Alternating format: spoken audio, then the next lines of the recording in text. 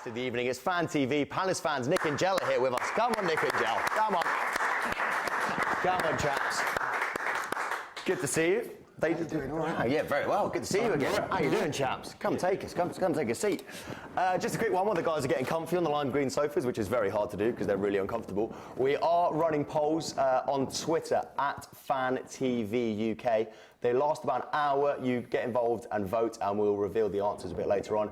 The first poll of the night is: after Southgate said he inherited a mess as England manager, who is to blame? Is it the FA, Allardyce, or the players? Let us know. Get involved with that. Send us in your thoughts. Lads, I'm going to quickly chuck that poll over to you. I'll say Allardyce.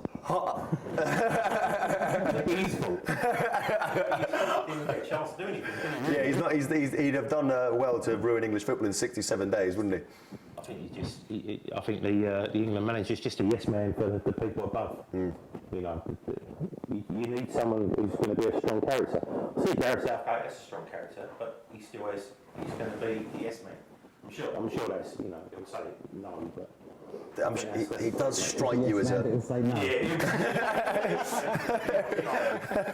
he'll say no, but I'm pretty sure that they just get told what to do with play, because in all honesty, Rooney should be in a team. He's always in a team. No. I have to admit, I didn't think Gareth Southgate, fair play to him, like you say, you know, he's a yes man who says no, but I didn't expect him to be the guy to finally drop Rooney. I mean, people have been calling it for a couple of years now. Does it surprise you that an interim manager's made such a huge call like that? But he was dropped before, wasn't he, Rooney?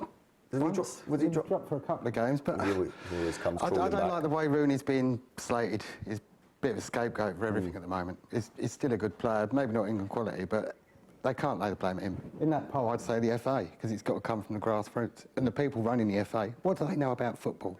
They should have somebody in there who's been in football, maybe as a player, as a coach, worked his way up. I'd have more truck with Trevor Brooking running the FA than the bloke in charge now. Yeah, because he's been there, done it. At least Trevor Brooking was a footballing man in the first place as well. Sorry, we need to fix your mic again. What is it with you and microphones, eh? Look, Johnny, here's Johnny. He works here. He's nice. You can let him touch you.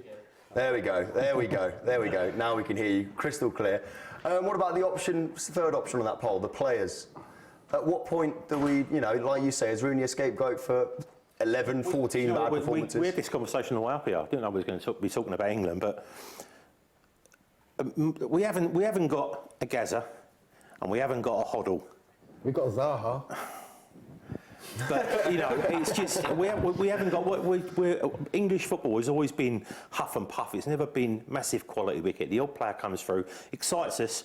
Like Beckham was he came through as a kid and he was petulant. Then he come of age, and then he was just.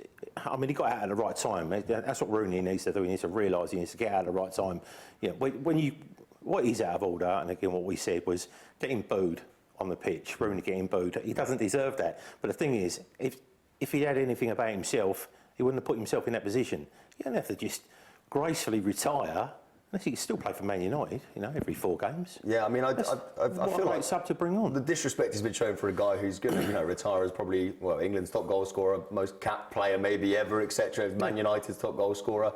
The stick he gets does seem a bit unjust. I think we forget his contribution to football over the last decade. He does need the respect that he's due, but, you know, sometimes carrying on too long, you know, he can hurt his career now. I think he just needs to walk away. Yeah. But you get a lot more respect off Peter if he just went, do you know what? Maybe everyone's right.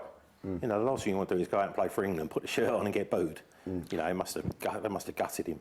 I did hear that he only played on Saturday because he was getting that pennant for some special pennant for scoring all them goals. And oh, really? And they wanted to do it, so it was at Wembley, and that's why he was in the first. I mean, it would have been a bit awkward if they did a big pennant unveiling and then he had to go sit on the bench. I understand. I would have been quite enjoyable seeing that. I have hashtag awkward. Yeah, thanks. He's still in his full track, so everyone else has got their kit on. Do they still get caps with the little thing on them? I believe they do. I believe they do. Yeah, I don't know where the hell you put them all. No. No. He's got a few, hasn't he? He's got 120 or something ridiculous like that. Do you think there's a tendency to ignore the lesser clubs, the non-original top 4 clubs, would you say? Do you think there's a tendency to go for those guys ahead of anyone else?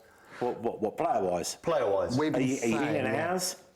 I mean, I did think that statistically, 4 players. Crystal Palace have used more England players in the Premier League than every club except Bournemouth this year. 53% of all the minutes on the pitch have been by an English player for Crystal Palace. And yet Townsend came on second half, played well comparatively to everybody else last night. But other than that, Scott Downer was injured, but he wouldn't have made the team, would he? He's had England's top scoring defender, the Premier League's top scoring defender Exactly. for 2 seasons. He's been superb for a couple of seasons now. And Scott Downer, but even if he was fit, they would have still gone Cahill, Stones, Smalling. Yeah. Yeah, it does miff you. I mean, they say you can prove anything with stats, but like I say, the people choose. There's someone else choosing the team, because if you chose players on form, 4 of our players would have played last. It's as simple as that. And for us to turn around and say, we've got internationals now, which we've had the odd one, but now we've got some high class internationals, and it does. In fact, it doesn't. It doesn't. I don't think it bothers us really, because I didn't want to see Townsend like he was getting kicked at the end last night, and that could affect our season. So does that show the state of English football at the moment? And I completely agree as a club. Well, how bad have things got? They're all sat here going, we need more Crystal Palace players in the England team. It's probably a good indication things aren't going great, is it? No, but I mean, more in terms of the fact that I kind of get what you mean there. You're probably going, I don't really care if our players play for England, because it just means they don't have to go into international. Look at Johnny Williams for Wales. He got crocked 3 or 4 times playing for Wales, and I think that hampered his career. He could have been. It hampered his career for us, without a doubt. That was quite a sad thing about Johnny Williams, but then he always got kicked to pieces anyway. But yeah, is this the thing is it the fact that people are so club over country at the moment in terms of, and I put myself in that bracket, that I want to see my club probably do better, because it's so hard to warm to this England team, because they've not done anything. So it's Euro '96, the last England team you could really get behind. Every year you get, it's my year this year. You know what I mean? And he leads you out the garden path. England leads you out the garden path. They won, the 10 qualifying for the World Cup, and then they were just poor. That Iceland game. Yeah, I mean, to play reasonably decent football in the run-up, and then just collapse like a pack of cards. I do think there are. We see these godlike players week in, week out, and we think we build the pedestals are far too high. They're not as good as what we think. We can get a little bit over exuberant about our own players, and you stick them in an England shirt and expect them to be terrorising. You play Italy, and we're expecting them to run around world-class centre backs, and because Rashford does it week in, week out, and it's. I agree. I mean, I think that there is a sad, bottom line to all of this, that England players just aren't as good as the other players in the world right now. No, that's right. Do you think Reading could beat England? I tell you what. Actually, I think we do actually have a graphic of some. If we made an England 11 at FANTV out of the Championship, and we were discussing whether we reckon this would have beaten the team that went out last night. Let's have a look. I think we've done it here. So there's our team. I mean, there's. I can't see that. So you'll read it. It's up behind you now, much bigger letters. There we go. Yeah. We knew you were coming in. Thanks, mate. That's all right, mate. Anytime. I mean, obviously there's a few in there. Here's the Get rid of him and him. I was just going to say, what's that? What are they doing there? Well, who are you not happy with? Well, the Brighton players. The you're just not happy because they play for Brighton. No. Gale, listen, I think he scored goals wherever. He's just, with the right service, he's a fantastic player. Who's that guy gone to Brentford on loan? He should be in there. I can't remember. It's alone. That's it. Yeah. Oh, Sonny Kaikai. Yeah. I mean, it's just obviously the quality's not there, but there's an element of that team would be able to mix it, and they'd be able to go long, and they'd be able to get stuck in. Whereas England try and play passing football against countries that are better at playing proper football than us. And is there not an element? Someone like Iceland absolutely battered us at the Euros because they were just 6 foot tall. Stronger. Is there an element of that? Yeah, but the thing is, there's no relatively bad teams anymore. The games of going out and us playing Malta and going, well, we should definitely score. I mean, I'm so glad Benteke scored that fastest goal the other day, because the most embarrassing thing ever from an England, if you're England, pro-England, is that the fastest goal ever in a competition was scored against us by San Marino. Of course, By San Marino. Yeah, you know, 93. Yeah, I when think we it had to was. win 9-0. Yeah. I mean, it's just absolutely ridiculous. Right, well, we're going to take a quick break, but I want to talk more about Christian Benteke. We'll talk about him after the break because we've done England now. We'll talk about your real love. We'll talk about Crystal Palace in a sec. Stay with us, FANTV. We will be reflecting on England across the night, unfortunately, but also we've got loads of clubs in here, and we'll talk about all the wider issues going on at football as well. First Skype caller of the evening on Skype, and it is the lovely Lucy. I know you guys know this lady well. Hello, Lucy. Hi. Oh, what's this? Here we go. Hashtag it. Wait, it's the other one. It's Tez Tarrant in. I can't. Tarrant in. We've got a vote for Tarrant in from Lucy. I think that now means we're There you outnumbered go. about 30,000 to 2 here, Lucy, but don't worry about it. Thank you, my love. Here you go. Hashtag Tarrant in. Have you heard about this? No. Yeah, What's someone that new retweeted it up against mine. Yeah, today. Oh, really? Yeah. What? You got someone that they want you out? Oh, yeah, I upset a fan on the sofa. You upset what someone on here? Yeah, somebody on here. Somebody on here. He was gutted. He refused to have a photo after the show. No, yeah, he was really? proper upset. Sorry. We have a tweet on Tarrant out apparently as well. We're 5 minutes. Oh, look at this. Here we go. I'm running my own poll. Who is the worst FANTV presenter? Kiri Blur, Sophie Tarrant, Justin Lee Collins, or that Burnley fan? Brilliant. And I've lit up. Although I've only gone blue, so until it goes orange, that might not be the right answer. Oh, he's done it as that. That's very You like that, do you? You enjoyed that one, did you? Your Good. dad did that. Yeah, that's my dad sent me, and yeah, he sent in most of the hate mail. Well, thank you, Lucy. Thank you for being hashtag Tarrant in. Right, let's talk about Crystal Palace. Come on, let's talk about Palace. England last night, I don't think Southgate covered himself in too much glory. I think off the pitch he did, it was just the performances were a bit dour. Meanwhile, a guy that was linked with it in the past, your man, Alan Pardew, is there a chance Southgate's got 2 more games that if Palace keep on the current trajectory, that Alan Pardew could conceivably be the next England manager? What do you reckon, Lucy? No, I don't think he will. I think that they'll just give it to Southgate. Pardew has sort of saved himself over the last few games, but he's made it clear that he wants to stay at Palace, and that's where he wants to be. So I think, the betting companies will always have him in their odds, but I think he'll be at Palace for Do you a while believe yet. that? Do you believe that though? I mean, if the FA approached Alan Pardew, we heard all the England managers when there was the vacancy in the summer saying it's the ultimate goal as an English football manager. Do you think Pardew could actually turn down the FA? See, that's the thing about you say money talks. Everyone's got a price. You know, whoever was on £5.5 million a year or whatever it was, you know, if he was offered. It's hard, isn't it? I mean, you're not going to ruin your career, are you? That's the thing. It's just get to the top. And but I like the fact that if Southgate stays and he does, you know, I don't think we've got the players to back him up. That's the thing, and he'll just become scapegoat. So it doesn't matter who's there. We just haven't got good enough players. Do you think it would have to be purely financial now? Because it just seems to me like the England job just seems so unattractive. It's a poison chalice, isn't it? It is a poison chalice, is it not? Do you think that they mean it when they say it's the ultimate goal, or that's kind of a line for the press? But or do you think it's purely financial? Is there anything For who? For an Englishman? For Wenger?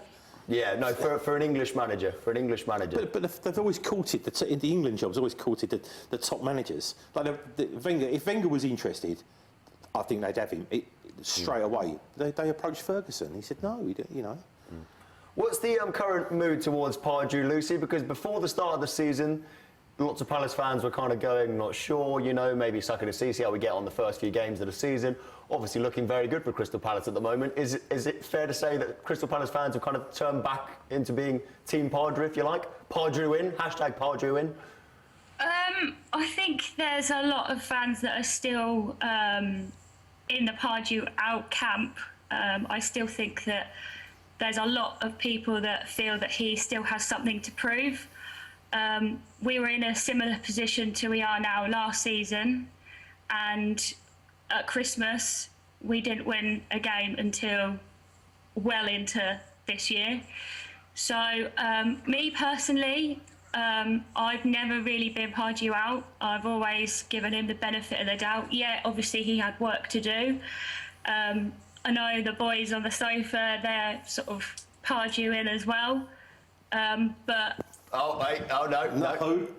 I'm 50-50. You're Yeah, 50-50. I'm waiting for the losing streak to start. 'Cause one it's, foot in the camp. but do you have anybody out, Lucy? It's Tarrant in, Pardew in. Gus it out. Chelsea out, Chelsea out, hashtag Chelsea out. That's a fair point. Do you think, she touched on it there, that obviously you were in this position and if not better last season. Did you get your fingers burnt a bit last season and that's why you're saying you're holding your judgment on Pardew? Some bad injuries, didn't we? Yeah. It's the moment you mentioned Europe, though. Oh, we can push for Europe, then it all went, all went to pot. Yeah, but we lost Jimmy Mack, didn't we? In the centre midfielder who scored a goal for Scotland the other day. Yeah. Come on, I mean, now he's not starting for Scotland. It's the most ridiculous thing ever. He's probably their best midfielder, and they bring him on, you know, whatever, 10 minutes to go, and he scores the equaliser, get him out of stick. But you know, he is a huge engine. And I know that Arsenal, well, I'm sure that Arsenal were interested in him, you know, a couple of years ago, but he had a really serious injury. He had a lot of time out, and that coincided with, you know, I think we had like 9 players injured, you know, so it's not a good. Of course, as you start losing, the momentum builds to lose, you know, like as it does to win. Is it niggling though in the back of your head? You know, is that why you're holding judgment on Pardew for the moment? You're thinking, well, we were doing pretty well last season around this point in time. Is it niggling? Are you thinking of last season, the scar's still there from a year without winning, pretty much? We thought when Dan got injured, it was going to start going downhill, but luckily we got a decent defender in Tompkins to cover, and Delaney came back in after being kicked out for a whole half a game. Came on as a sub and was 1,000 times better than he'd been. And Remy injured. Well, he hasn't played for us yet. I mean, be interesting to see what he's like. Yeah. And as for Pardew for England, I'd like to see him do the whole season with Palace. And I think he'd like to do the whole season. Yeah. He's kind of been building himself up. When he first went into management, was it Charlton, first of all? Yeah, it was, yeah. I was a bit gutted that he went to Charlton and then being kind of clowns down the road. And, but I think he came to us at the right time. And he's learnt his trade quite well. He's learnt his trade a bit more, yeah. But I don't know how true the rumours were at Newcastle. He didn't have a say in the transfer kind of dealings really? and had to play who he was given. Now he's the first season that he's been able to get his own team in. That form went the same as what it did when he was at West Ham. They were brilliant, then they were rubbish, and they were in trouble and just got out of it. At Newcastle, you know, they were brilliant, then they were rubbish. At Charlton, they were brilliant, then they were rubbish. And, you know, then we were brilliant, 5th, then we were rubbish. Yeah. You know, now we're getting back to playing. You know, but I suppose you have to give him the chance, the players he's managed to encourage, you know, to our club. I mean, who would have thought that we'd ever pay 30 million quid? I think our club was worth 30 million quid. Let's talk about this, man. So obviously the international break's just been. Christian Benteke scored a hat-trick, scored in 8 seconds, admittedly against Gibraltar. But you've got West Ham on the weekend, so that should be an easier game than that. So, sorry to the West Ham fans waiting to come on. That's 2 more for the Townhouse campaign. But Lucy, how important a signing has that man been, Christian Benteke? Has that been the biggest problem position, do you think, in recent years? 100%. We've just not had a key man to get the balls to get the goals. Yes, we've had the likes of Connor Wickham and Fraser Campbell, God bless him, but they don't cut it, and they can't. Our boys can't give the service that they can give to the main man. And now all of a sudden we've got this world-class player, and you know, some people might scoff at saying that, but he is phenomenal. And you know, I've said it before on the sofa that I can't believe that a player like him plays for Crystal Palace. No, he's world class. He's fantastic. No, he has been immense. I think what he offers, and something that lower teams don't get, they get players who are blow hot and cold, but Benteke is somebody who can play consistently well. Palace have had players who are fantastic on their day, but they've not been consistent. Yeah, Yannick Bolasie, Wilfried Zaha, etc. He's our modern day Lombardo. You know, when we signed Lombardo all those years ago, and everyone was like, how on earth did you get him? I think, you know, I heard a West Ham mate of mine, he said, how have you been able to afford to buy him? Yeah, it's crazy. 32.5 million. I mean, you know, you never would have thought that Crystal Palace were going to spend that kind of money. No. Lucy, we're going to take a quick break. Always lovely to see you, and thank you for my hashtag Tarrant in. Quick one prediction for the game this weekend. What do you reckon? West Ham at home. Crystal Palace 3, West Ham 1. Oh, look, the West Ham fans didn't like that. 4-2, you should have said. He beat 4-2 all the time now. Yeah. Lucy, thank you so much. Always good to hear from you. Enjoy the rest of your night. See you later, guys. See you later. Hashtag Tarantine. I could get used to that. Could get used to more of that. I'll ask you the same thing. West Ham this weekend. What's your prediction for that game? It's the whole Palace thing. The team playing badly, they're bound to turn us over. So Spoken like a true Palace fan. That's it, yeah. Pessimistic Palace fan. We haven't had a clean sheet for a while, so I think 3-0 Palace. I think Benteke will get one. I think Kabay will come good, and I think Punch will get one as well. Nice. 2-2. 2-2. Yeah, they always score goals, don't they? If they score goals, we score goals. We can't keep a clean sheet. They can't keep a clean sheet. Yeah. 2-2 or 0-0. Trying to make my mind up. Right. Well, next time you're on, we'll point out whether you were miles off or spot on. If you watch FANTV regularly, you'll know a man called Kenny Ken, who he doesn't hold too many punches of his opinion. He's always got a word or two to say for himself, and he has promised us that every single Wednesday he's going to come to FANTV and he's going to use our lime green sofas like a psychiatrist sofa, and he's just going to get stuff off his chest. So for the first time ever, Kenny kicks off. I can't wait for this. I can't wait for this. So he is with us on Skype right now. Kenny, you there? Oh, there we go. There we go. There he is. Hey, Toby, can I just say something? Let's say something. Can I stop you, Ken? A Mo Massamant. A Mo Massamat? A Mo Massamat, a Martis, what was it? A Martis, a Marmus, a Mant. I'll explain what's going on here. Kenny, when he was on with me last week, he found out that I did Latin at school, and he has never, ever lived it down. All week, he just reminds me. But earlier, Kenny confessed, after all the abuse that I've been getting, that he did Latin at school as well. And he was like, yeah, but I can't admit that. Well, Kenny, there you go. I've just admitted it for you to the nation, mate. How do you feel now, eh? And you remember it better than I do. He's a posh boy, really. Really, yeah. Deep down, he's a posh boy. He was giving me some... He was giving me... There's no need for that now, is it? You know what I mean? You should be changing your name to Kenneth, Ken. No, not at all. I was called Kenneth when I was at, like secondary school, and my mum calls me Kenneth, and sometimes my wife calls me Kenneth when I'm behaving badly. Well, then from now on, can I have permission to whenever you're misbehaving? No, Toby. All right, only if I can call you Tobias. Fair enough. That's fair enough. You can do that. You can do that. You like that. Kenny like that. Kenny, mate, I believe you have got something that you'd like to get off your chest with us tonight, Ken.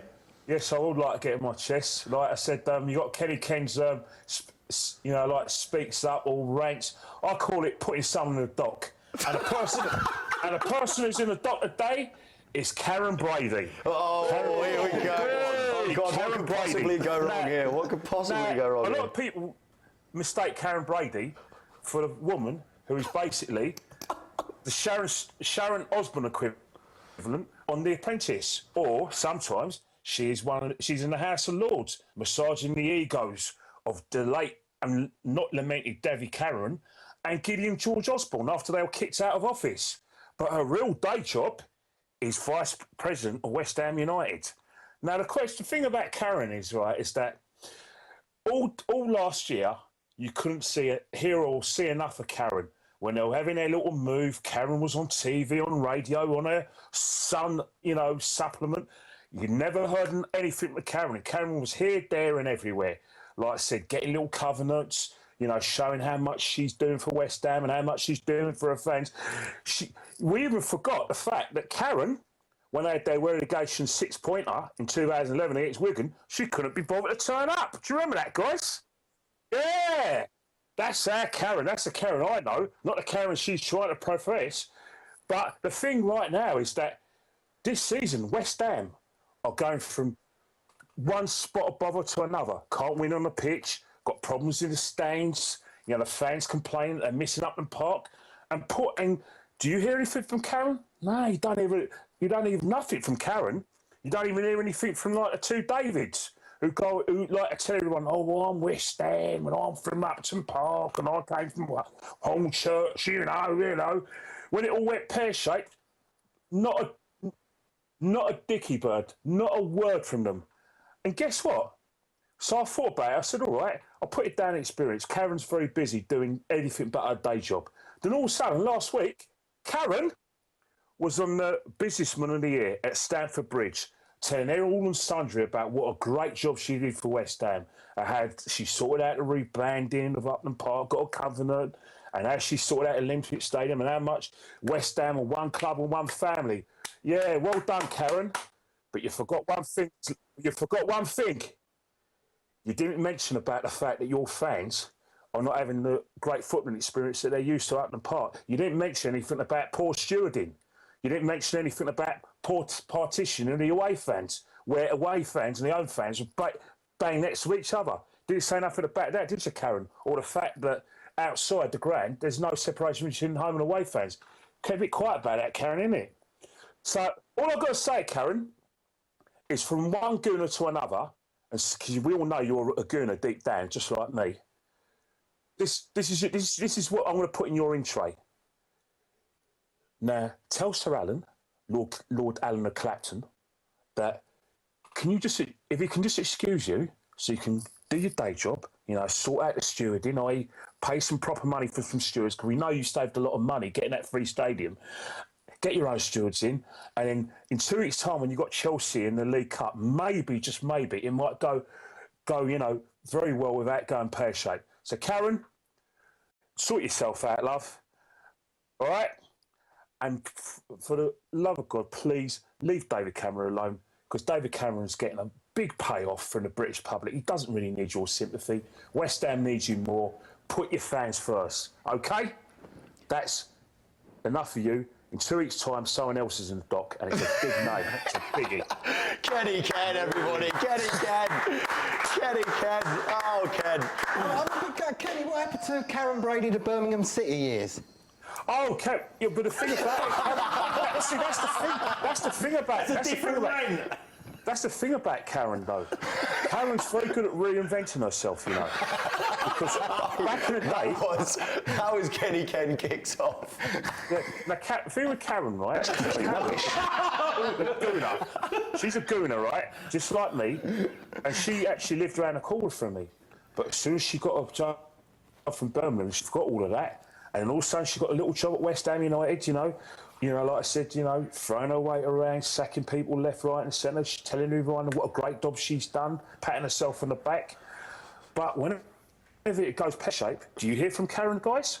I'm putting it to the floor. I have to admit, when we knew you were doing this rant, I thought, he's obviously going to go 0-0, England, boring game last night. I do love the fact that you've gone for Karen Brady, because I do think she's had that coming for a while, hasn't she? Yeah, definitely. Well, I'll tell you what, we got a couple of West Ham fans at the end of the night on the sofa, Ken, and I think they'll have a few things to say. Pass my condolences to them, and I'll be sending out, and I'll tell you one thing, what you're going to do, what you need to do on your show, you need to have a condolence book for all West Ham fans. You two Crystal Palace fans, get your condolence book out, sign your little names and say, like I said, sorry about what's going on, from your friends in South London and Croydon. I'll be doing mine from Islington, because I'll tell you one thing, it's going to be a long, long season, mate. Oh, God. Oh, who'd have thought it, eh? West Ham, beat us at the Emirates, having a little jig and dance about it. Now look at them now, eh? What can I say, eh? Kenny Ken. Kenny, mate, that was absolutely spot on. As always, I cannot wait for the next time that you come and join us again via Skype, mate. Always a pleasure to hear from you. Well, Toby, like, who knows, mate? Maybe we might read a bit of Virgil together, like I said, the Aeneid. Like I said, these guys I know about, like Aeneas and the Trojan, like Trojan horse. And, like... That's for reading. Kenny, next time I see you, I'm going to let you go, Kenny. Next time I see you, you can insult me in Latin, OK? Next time, I want you to come out of a sentence in the meantime. Well, I can do it in French if you want. Kenny, mate, we've got to say goodbye. Tarrant out. Can we cut him off? Now's the time. If ever there was a the time to get rid of him, it's when he's starting the Tarrant out chant. Kenny, mate, Kenny, it's been a pleasure. It's been a pleasure. Right, that was Kenny Ken kicks off. Sounds like a moment in Network, where we're rubbish now, and we're all shouting, Tarrant out, Tarrant out. That's it, isn't it? Well, I mean, I didn't think it was going to be a dull moment, but did you enjoy that here on the sofa, lads? Yeah, he's a good lad. He's good value, isn't he? On Arsenal TV, he's good value. He is very good value, our Ken. He's very good. And I have to admit, I'm going to find it really hard to disagree with him.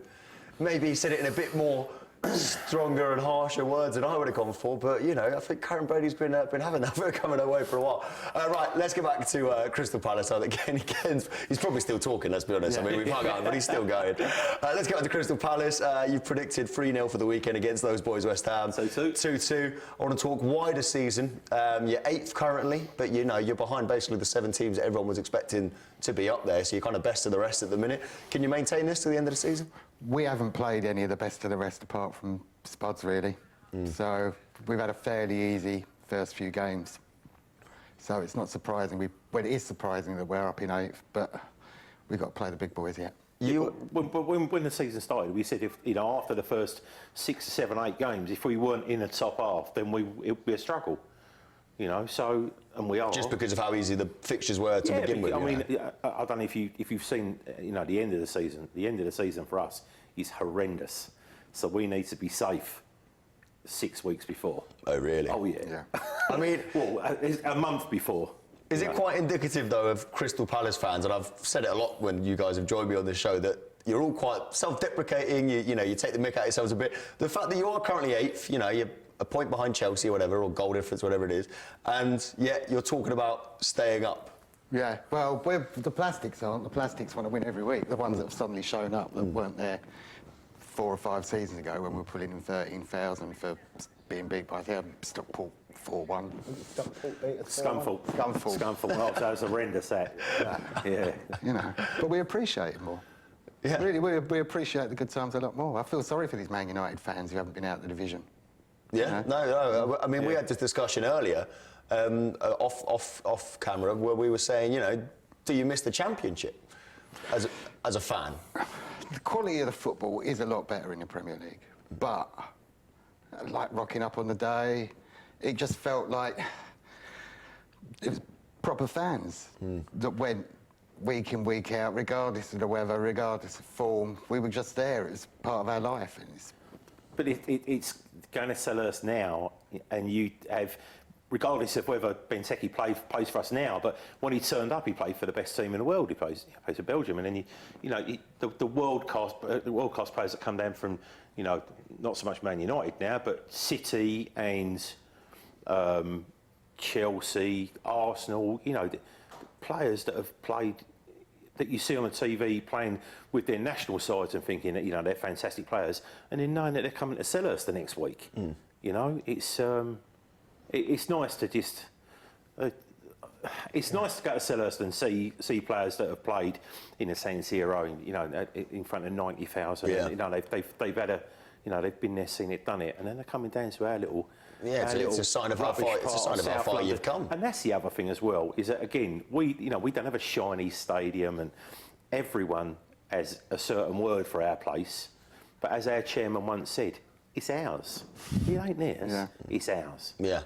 Yeah. And we like it. And it's a brilliant atmosphere there. It's a cracking atmosphere, and it's intimidating. I mean, you look at West Ham now. How far away are they away from the pitch? The poor West Ham fans haven't even got the lot of Soviet, but no, I agree. I feel sorry for them because they haven't got that tight-knit. The players will be knackered. They've scored a goal. They've got to run to the crowds. Get stretching back. And then they've got to walk back and get a cab back. Quickly, we've got some tweets in about Chris getting cab back. Got some tweets in. Reckon Palace will do very well after the international break. Benteke coming back on fire and will keep scoring for Palace. Thank you, Roger, for getting involved. And we've got another one as well. Blimey, thought my brother, there we go, thought my brother was on FANTV with Razor Ruddock at first look. I know him, Grant. It's his brother, isn't it? Yeah, that's what it is. Guys, we've got to let you go, but on that final note, you can come back and defend yourself from that insult next time. You can bring your brother on as well, if he needs to face the music as well. But guys, always good to have you on, and best of luck to Palace for the rest of the season. Cheers.